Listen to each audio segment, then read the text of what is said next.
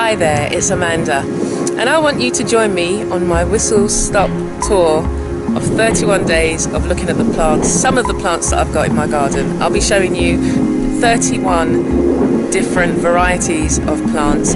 I'll try and say a little bit about them, but it's really to give you an introduction and show you how I managed to transform this space from this to this. I've got so much growing on in this space. It's been an amazing journey these last 6 months. I have amazed myself in terms of how things have been growing, the things that I'm learning, the medicinal properties. So you're going to be joining me for the next 31 days. You're going to be seeing a variety of different plants around the garden that I've grown.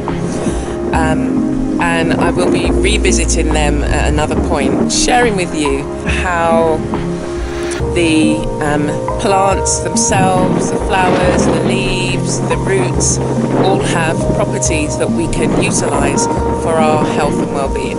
So join me, 31 days, subscribe to my YouTube channel, and see how you can transform your space, however big or small